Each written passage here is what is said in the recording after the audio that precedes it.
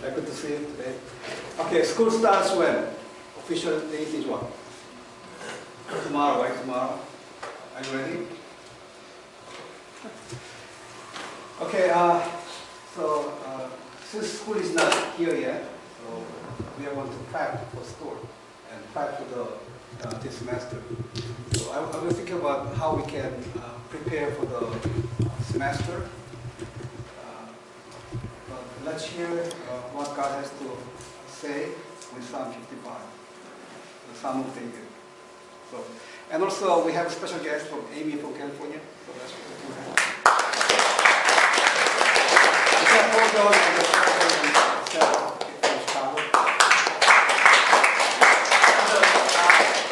also handsome guy, 14 minutes here.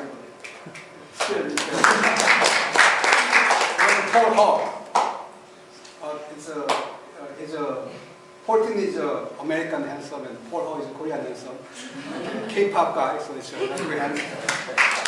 And then Ryan Boyd is joining from us from the Rockford, Illinois. Okay, so he's right there, and he's about to go to Korea next Tuesday. He's the Professor Ryan. Okay, so let's give him a hand. Okay. April, don't be Turkey, okay? So let's pray for you. Alright, so let's pray. Heavenly Father, please give us your words, and I pray that we can hear. Please, there are so many noises today. Please help us to listen to you and cast our burdens on the Lord today. I pray this, amen. Okay, so Psalm 55 is one of my favorite psalms. And this psalm will sustain me many years, and then I'm pretty sure that God will sustain me for the rest of my life. So I'm 50 years old this year, and this is a very dear psalm for me. So let's look at Psalm 55, 22.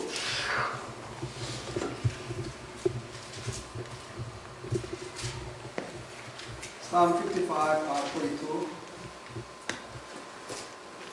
It says like this: cast your burden on the Lord, and He will sustain you. He will never permit the righteous to be moved.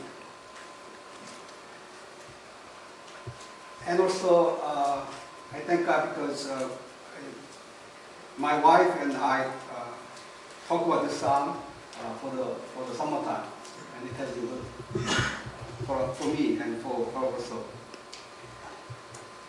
So how do you read this kind of psalm? And this is Psalm of David. You know David, right? David. For me personally, David is one of the highest level person I ever know in my life, in my reading. Of course, I like Paul. Paul, next Jesus.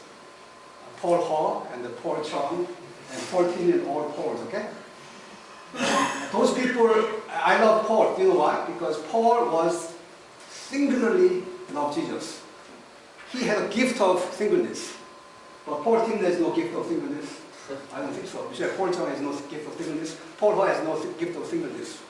But he loved Jesus more than anybody, more than any girl, okay? So it's like he had this profound mystery that he dedicated himself to Jesus. But I'm not like Paul. But let me tell you about David. David was man after God's own heart. His heart went after God. Right? And then God honored David and said, through you, I will send the Messiah, who will save you. And this is one of David's psalm, King David. And then we are looking at the ESV version because NIV has two versions going around, and I'm confused, so we changed the version this year. So we are going to use the ESV. And David had a complaint to God. So in verse 2, attend to me and answer me. I'm restless in my complaints and I moan. So David starts with the psalm with complaint to God. So, do you have complaint toward God?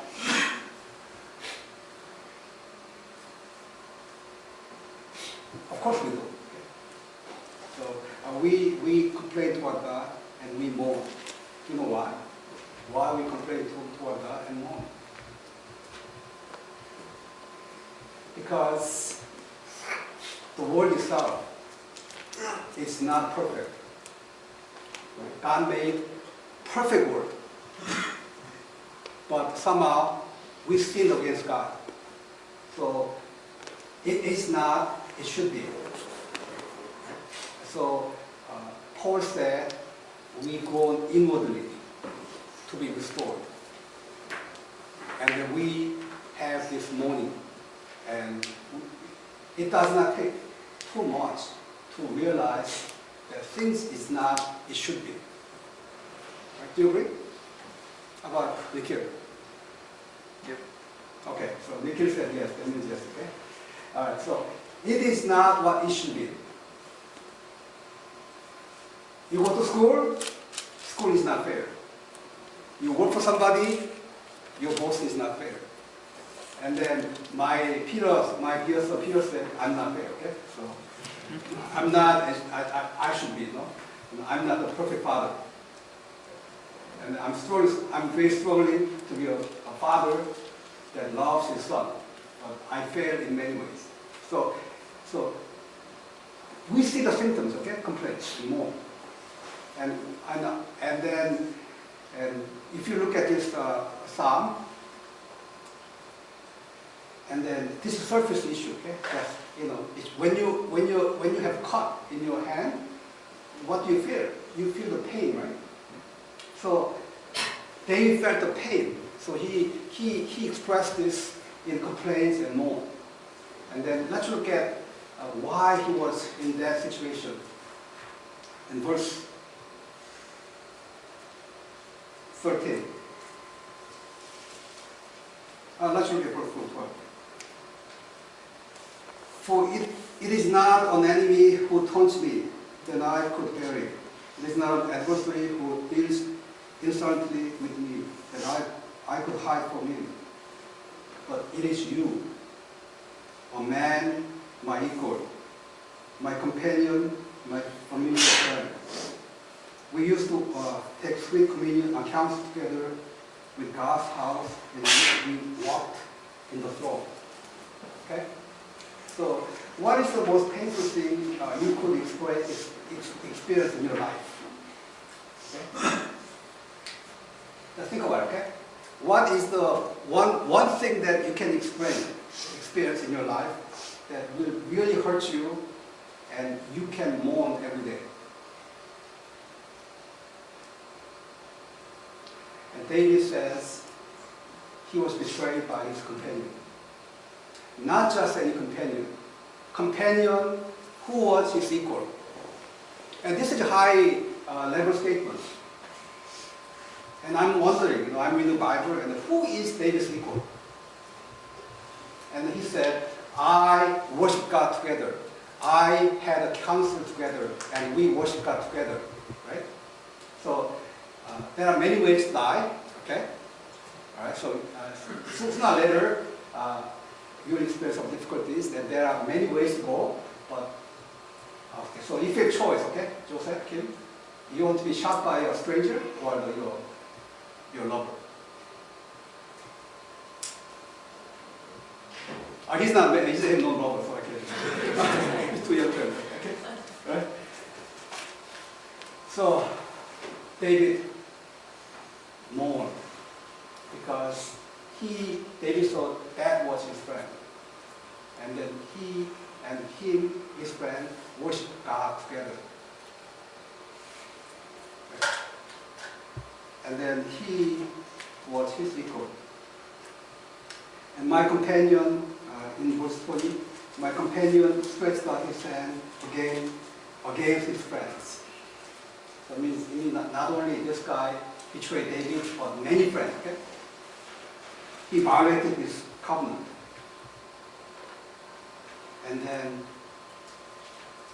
his speech was smooth as butter, yet war was in his heart. His words were softer than oil, and they are drawn swords. So this companion looked very good. He's the guy who goes to church every Sunday. He's the guy who takes God's counsel and do the daily devotion, right? And then his intent was not worship God, but kill his friend. And his speech was very smooth, okay? So I think this is a very difficult problem for David to process it, right? He's King David, and he gave his heart for his friend, and in return, what he got was sword, a smooth talk, okay? And he described his emotion like this: my heart is in anguish within me. Verse 4, the terror of death has fallen upon me. Fear and trembling come upon me, and horror overwhelms me. Right? So, this is the experience of King David. But you can say, oh, this is King David. Oh, I will never experience this kind of things in my life. Right? But that's not true. We are living in a fallen world. After Genesis 3, we rebelled against God, and we rebelled against our friends, and friendship means nothing as long as we gain the upper hand. Right? So people use their smooth words and religious words to entice people for their own advantage. Right? So this is one of the David laments, and David wrote his song with a broken heart. Right? And then how we can process it. Okay? And I pray that you will never have this kind of experience in your life. That when you meet a lover, when you get married, that nobody will betray you, then he or she loves you to the end, right? And that you will make a friends, that you will have a friendship for a long time. But that's not true, because already I know among us whose friendship is broken and who become enemies. You know, they thought that he will help you, but he betrayed you. And it's very painful. So how do you process these kind of painful events?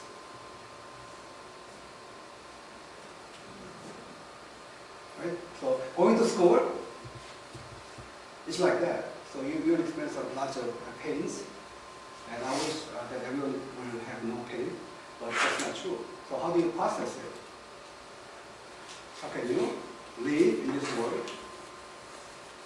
And we always say, we'll go back to the Bible. We will go back to the Bible, and we'll trust in the Lord, okay? And we are the Bible people, right? So, and then let's look at two ways to process it, this kind of painful event. Right? There's a good news way, and there's bad news way. Which way do you want to hear first? Good news or bad news? Right? Bad news? Okay. All right. Depends. Okay, careful. You know, there's one doctor who called his patient, okay? And he said, I have good news and bad news, okay? And the patient said, I want to hear bad news first, okay? And then, okay. The doctor said, you will die in 24 hours. And then the patient said, oh, what's that? What on earth is if there's a bad news, what? No, that's good news. What on earth is the bad news, okay? And he said, oh, I forgot to tell you yesterday, okay? Forgot to call you, okay? So it doesn't matter. It's good news, bad news, you know.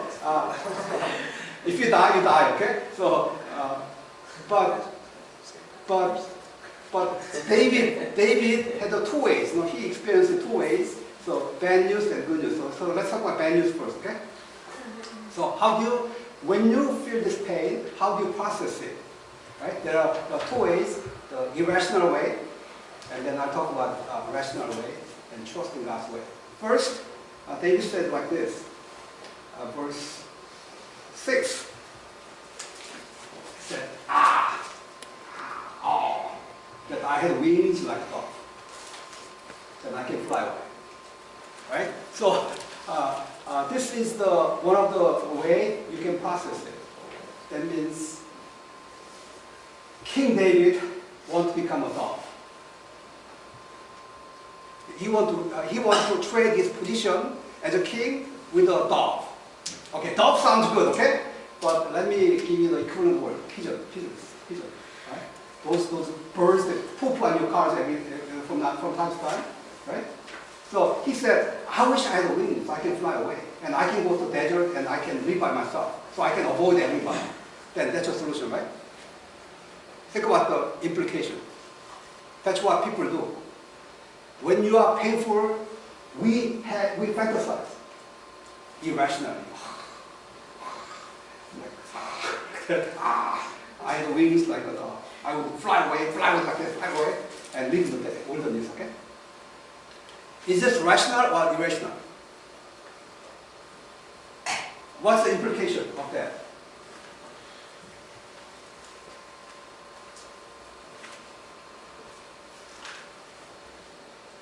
I think it's not that great solution because you cannot check out from this universe, okay? You are what we are. You are dealt with the cards, the life lot that you have to deal with. Right? You cannot just go to another universe that operates by your own rules and regulations. You have to deal with the universal law, okay? You cannot check out. You cannot avoid people. And then think about living in the wilderness, okay? Dove in the wilderness. Is going to survive that. How many days you'll give? How about EK? So you have dove and you fly out to some kind of desert. And how can you survive? 10 days at most, okay? You will starve yourself. You will, because God made us to be social. In Genesis chapter 2, I love my favorite verse. It says, it's not good for a man to be alone. I'll make a helper suitable for him. You cannot live by yourself. Of course, Apostle Paul was a man of singleness, so he had a gift of singleness, but most people, 90.99999999999% of people has no gift of singleness, okay? So we want to long to have companion, we long to have friends, at least Facebook friends or somebody who connected, okay? Connected to your heart. So that is not a solution, right? That is not a solution. Unless you have given you singleness. Of course you can live as a monk, but even the monks in the monastery has a community, okay? They are silent community. They need brothers and sisters to help them each other, okay? So even monks cannot live by themselves. They have to live together. So that's not a solution. And another solution you can do is like you can fantasize. So that's why Angry Birds is so popular nowadays. You become Angry Bird, okay? Play games, okay? And I gave a servant of God one nice tablet. I asked him, well, how do you use that? He said, I just play Angry Birds, okay? That means then I should pray for him because he got hurt so many times with friends and in relationships. Okay? So, Angry Bird solution is going to work. Okay? So, we can say, David is an old guy and he didn't know. But we have so many options. But that's not true. When you are painful and then you do irrational things that will make you happy, it's not going to happen. Right? So you're an angry person, you marry, then you become an angry person toward your husband, okay? Right? So don't take this route, okay? My point is that it's not the irrational way. When you are painful, people try to hide it with lots of alcohol, drugs. That's not a solution. But what is the solution? what does David offers us and for himself? And then I talk about two C words, call and cast. Okay? If you look at verse 16, David says this: "But I call to God, and then the Lord will save me. Evening and morning, at noon, I utter my complaint and mourn, and He hears my voice." Christians are not irrational people. We are not talking to the wall when we pray. God will not save us from mourning and complaints. But we talk to God because He's the one who's going to save you. Not your husband. Not your career. It is Lord who saves you. And then Christian life is mourning. We mourn day and night and pray, and you experience God's hearing of your voice. And He redeems my soul in safety from the battle that I wage. For many are arrayed against me. So, in this life, you have to fight many battles. There are many enemies. They're guys and friends. God will give ear and humble them, and He is enthroned from of all. Right? So we trust God. You know why we trust God? Because we are not irrational people. We talk to God, and He hears our prayers. Right? So please, when you pray, it's okay to complain and mourn. But please, pray to God, and then we have confidence that He hears our prayers and He answers our prayers. And then second is verse 22. Cast your burden on the Lord, and He will sustain you. He will never permit the righteous to be moved.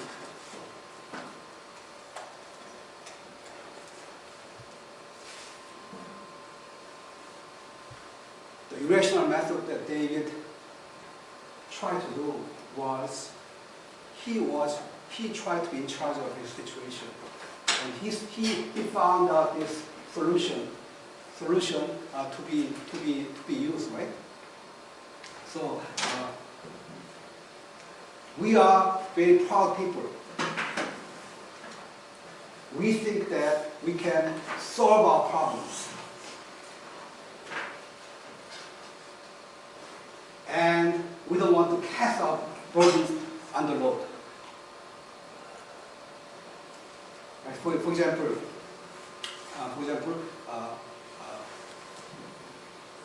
I gave you this illustration. Do you know which muscle is the most powerful muscle in my hand? My body, actually. Quadriceps. No, this one. Because I grew up with PC, muscle. So I use this one, boom, boom, boom, every day, million times, boom, boom, boom, boom, boom, boom. And then I realized that this one is mechanical, you know. After a billion times of usage, and this was completely worn down. And then one day, I went to work, and I remember the day, I clipped my head like this, and I almost died. I was such a pain. The pain I saw, I describe it as like giving a birth, okay? Birth like pain, okay? I was like so sharp, and then my body jolted up, like I went up like I just experienced like I jumped like this once, so much painful, okay? So, and then I saw painful. When you have pain, then what you do? You call doctor, okay? So I didn't call my primary doctor, but I also picked surgeon, the best guy in Cincinnati, okay? And I went to see it. And then I said, I told doctor, hey, doctor, hey, I have a pain like this. If I do this, I have such pain. And doctor said, what I said? He said, hey, if you have pain like this, don't do that, okay? Don't do that, okay? I said, You mean I pay $200 to hear you said don't use it? You just make it cast it so that don't use it for 6 months, and you heal by yourself. Right? God is telling you, don't do that. It's so obvious, okay? He says, cast your burden on the Lord.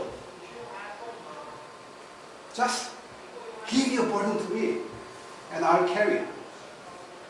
But every time when I'm in pain, I do this, and I feel experience it. And then the next day, of course I'm a rational person. Okay? I'm a rational person, right?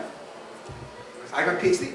I'm a rational person. And so, my wife is irrational, okay? But I'm rational, okay? So I said, I'm a rational person. So I went to the office, and there is an email, and my people was speaking. There's a crisis in the world, okay?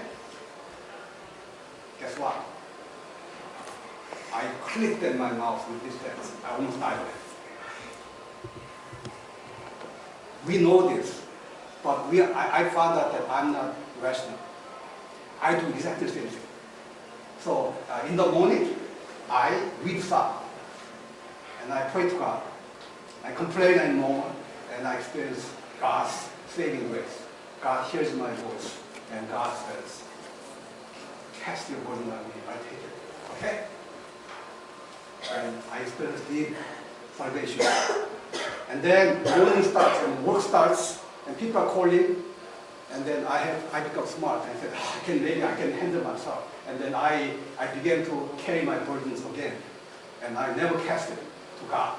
And by the time evening comes, I come home, what I do? My burden is too heavy.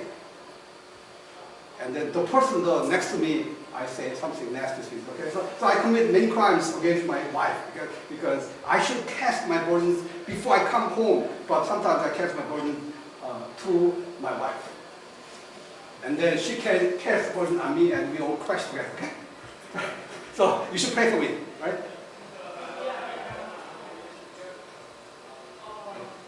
God said, what? Cast your burdens on the Lord, I will carry. And then in Matthew chapter 11, Jesus said the same thing. Come to me all who are heavy burden, and I'll give you rest, okay? My yoke is easy, my burden is light. And you can learn my humble spirit, and then I'll give you rest. Right? So we Christians are the ones who knows how to give our burden to the Lord. And this is God's promise. God wants you to take your burden, and He will carry it. This is one of the most important promises that David got from God. Cast your burden on the Lord, and He will sustain you. He will never commit the righteous to be moved. If you take your burdens by yourself, the chance of you being crushed by the heavy life stress is 100%. But we have Jesus who died on the cross, and we try to crush Him with all the sins of the world, and these sins that worth of sinning, because Jesus has died for sins. But Jesus goes through that. And this is the good news of our Jesus Christ. Cast your burden on the Lord, I'll carry it. I don't care what kind of burden you have, I'll carry it. Give it to me. Right? That is God's promise. Do you know what is the implication of that? There are so many people, so many smart people among us who are almost PhD level and cannot sleep. I asked one guy, how many hours you sleep? 2 hours. Because his burden is so heavy.